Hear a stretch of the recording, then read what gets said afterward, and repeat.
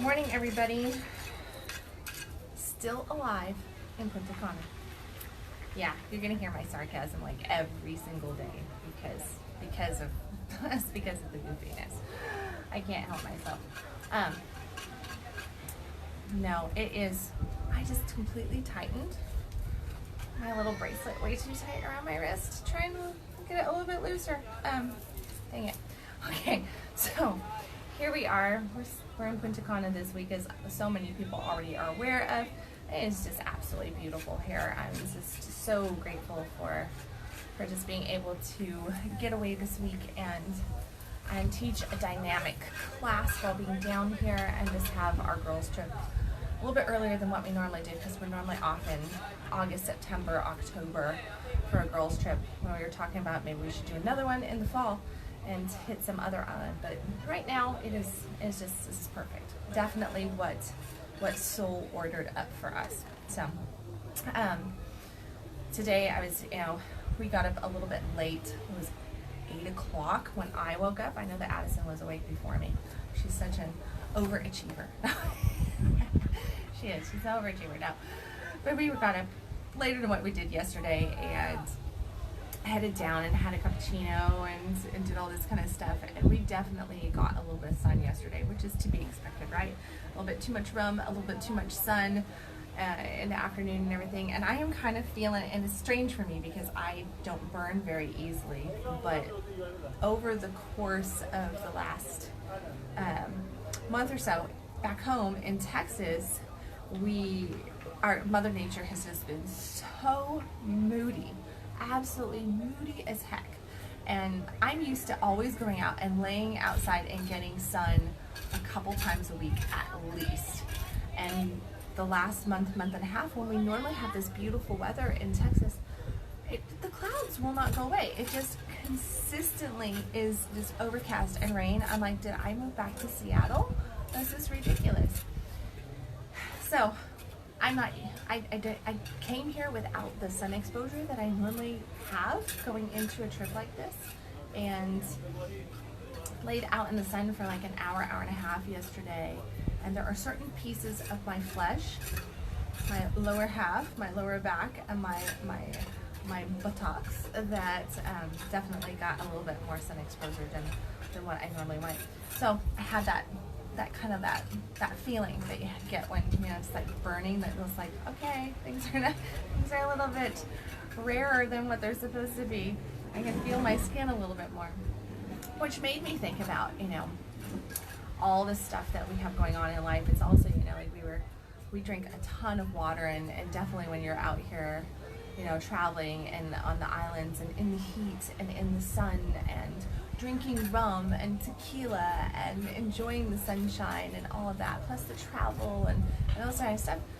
A smart traveler knows to stay hydrated, right? Knows to stay hydrated, knows that the heat's gonna get you. There are different climates, and even though you're relaxing and you're enjoying life, the heat still gets you. Like, we were both talking about having this fatigue from the heat yesterday. It wasn't that we had too much sun, it was that we just felt a little bit more drained come the afternoon, early evening. There was this moment where we were just like, ooh, it was almost like heat exhaustion. Yet we had drank, massive amounts of water and running back to the bathroom consistently and everything. I'm like, no, we're really hydrated. Neither one of us are big drinkers, so not much alcohol in our system. So as I was thinking about this morning, going into full day number 2 here and everything, I was like, okay, what can my topic be today? And I came up to the realization that this is exactly something that we go through in life. We get overheated, we get exhausted, we get fatigued. They're working on, there's this guy down here and he is digging up sand along a cement thing. So I think they're putting in a fence line, trying to break things apart a little bit. So apology there to the gentlemen who are working while I'm doing this. But so no, we get into life and we get overheated by things. We get exhausted. We burn out on things. Like, we have these statements of, oh, I feel burned out. I feel fatigued. I'm so heated up about something, like we get angered about things, we get frustrated with things, and it actually causes this feeling inside of us where we really are a little bit angry about stuff, right? That heated up, and it wears us out.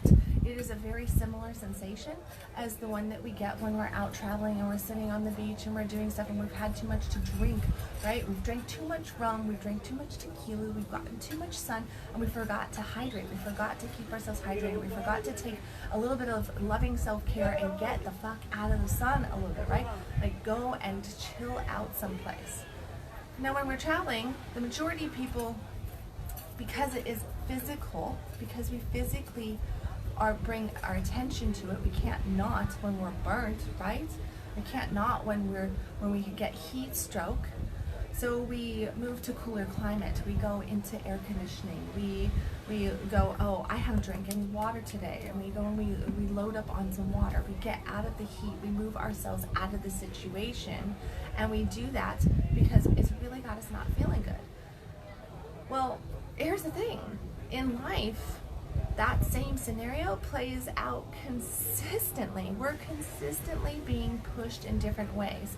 Yesterday I wrote an article about how God wants us to have our legacy. He wants our legacy to manifest. And I was sharing an intimacy around some coaching stuff that I had pulled up, and I had done some inner work a year ago with my mentor. And it was some really deep inner work. And from that inner work, I ended up doing some commitments to myself. And I sat there at the bar, at the VIP bar yesterday, drinking my mojito and everything. And I was I was actually looking for something else in this old journal that I was going to re-journal on while here. And I found this commitment list.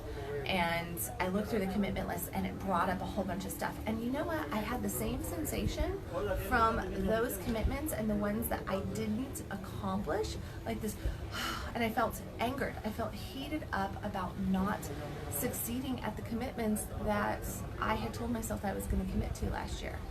Well, we also do that in relationships, right? We get heated up about things that our friends, our family says. We get heated up about reactions, about people not being mind readers and being able to guess what we want. We want them to just know what we want and us not to have to tell them. We don't want to have to communicate it.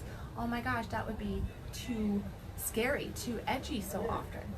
I hear over and over again people say, oh, we got great communication. We are great communicators. But then I find out that they don't communicate about the most important things, and they really don't know anything about anything. And they sit in front of me and they go, well, if he, she would just, they know, so they should just do it. It doesn't work like that. You got to communicate that, but that is how you hydrate, you see? In relationships, in life, in manifestation, our hydration tools, coming back and figuring out how to release the fatigue, the overwhelm, the getting heated around things, that anger, that frustration, because all of that stuff, a lot of it is just itty bitty little things, and we make these mountains out of it. We do all this creation work around the negative instead of just hydrating ourselves and focusing in on the communication, the connection, the intimacy, the vulnerability that we need to be having with the people in our lives and with ourselves. Coming back to that self-love, because the best thing that we can do if we're laying out in the sun and we've got too much sun and we drank too much is to give ourselves a little bit of loving self-care and get out of the sun and hydrate and relax and let ourselves cool down. Well, in a relationship, no matter what that is, with self, with others, with our money, instead of getting really heated about it and letting it become a toxic environment, we have to slow down and we have to hydrate. We have to get ourselves out of that situation, and we have to step back, give ourselves some self-love, some compassion, and cool down. How do you do that though, right? I mean, you're in this heated conversation, this argument with your lover, or you're really financially strapped and you're just frustrated and you're just angry about it and you're sad about it. What are some of the things that you can do around that? Maybe you're stressed out at work and you're scared that you're even going to have a job come Monday or something, right? It comes back to bringing your attention to what you want instead of what you don't want. If you're sitting around and you're focusing in on the things that are not there, and you're really focusing in on the not having of them, then your attention is bringing all the momentum around continuing the not having, around continuing the distance between you and whatever it might be that you're looking for. So to hydrate in that situation, it is the hydration of positive thoughts going towards what you want, not negative thoughts going towards what you don't have.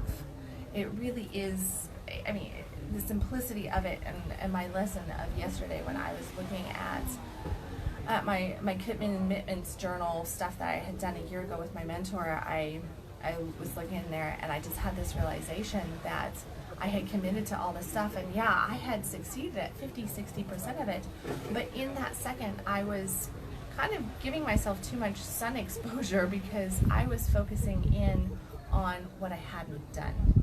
I took like 5-10 minutes of my day and I really sat there and I beat myself up over what I had not done, the commitments that I had fallen down on, instead of all the great stuff that I had accomplished. And the embracing of, wow, I did a lot over the last year. And the reason why I didn't accomplish the things that I didn't accomplish was because I wasn't ready to be ready to accomplish them. I didn't have the skills, the ability, the understanding. I hadn't done the work yet to achieve those things. Where over the course of this last year, some of the things that I've learned and that I've gone through and that I've grown from potentially could be me getting ready to be ready to accomplish those in the next month, 6 months, who knows, right? Those timelines are not within question. It's not about the timeline, it's about how you are being proactive to any situation.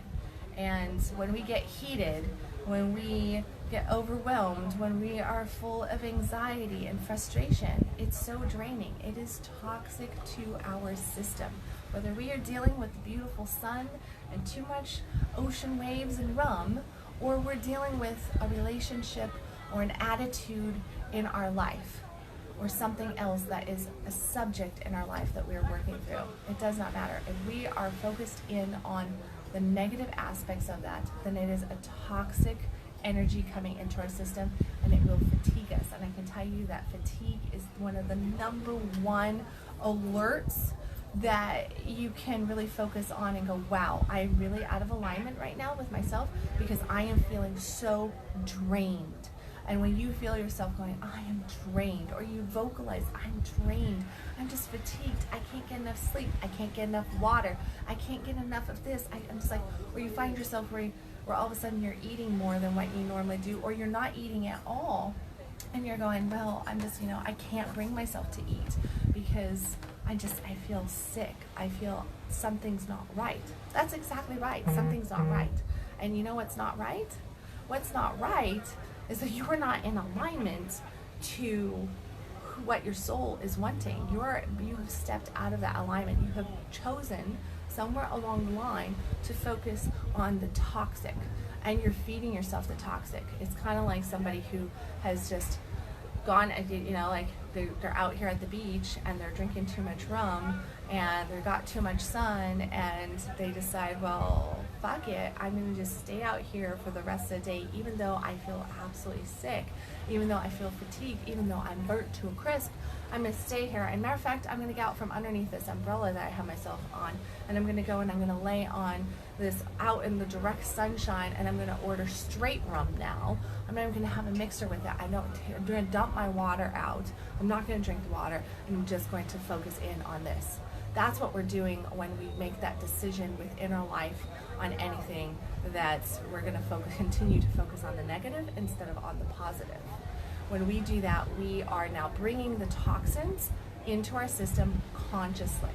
And you can say, well, but I don't know where, how do I get out of that negative thinking? How do I get out of the negative focus? How do I get a step away from the belief of not having, bringing my attention away from the fact that my bank account doesn't have as much money in it as I want, that my business isn't where I want it, that my love relationship isn't where I want it, I don't have the partner in my life that I want. How do I not focus on what I don't have? I have this void here. The void is so great that's what's hurting me. The void's not hurting you. It's not the void. The void is not hurting you. What is hurting you is your focus on the void. Your suffering is coming from your focus on the void, not the void itself. So bring your attention to the things that there is not a void on. Bring your attention to those little pieces, that little bit of shade, that little sip of water, that little cool breeze that can actually feed your soul, where it really feels good. Because you know what? What feels really great after you've had all the sun exposure and maybe you've had too much rum and everything, you're like, oh, I'm so fatigued from it. You know what feels good? Air conditioning. Air conditioning is like a godsend in that moment. Air conditioning is amazing. Ice cold water is amazing. A cold shower is amazing. A cool room and a comfortable bed and a nap is really amazing. And no matter if it's the sun or if it's your toxic thinking, if you can't get yourself out of that negative vibe, out of that toxic sensation, and you just keep feeding yourself that, go take a nap. Seriously, that is a reset point. Go take a nap. I can tell you, I'm not a napper. I'm not an avid napper at all. I actually suck at naps. But what I can tell you is that if I get into a really negative space and I just cannot turn it no matter what, and I go and I do these, and I listen to pumped up music, I talk to somebody who's really pumped up, maybe I journal, maybe I write, maybe I work on something that feels creative, and I just can't get rid of that negative sensation, and I'm just kind of just twiddling my thumbs and spinning my wheels and I'm not getting anywhere, you'll find me crashed for 20 minutes. I will just go and I will set an alarm and I will just go to sleep for 20 minutes with the intent that when I wake up, life will be different. I will have reset that energy to a space where now I can wake up and be conscious about the next thought, the next action, the next emotion that I'm going to have. It really truly does work. Test it out. So on that note, out here in the land of the beautiful Caribbean today, I should actually share this with you really quick. I know there's got a great view behind me, but try to share with you guys.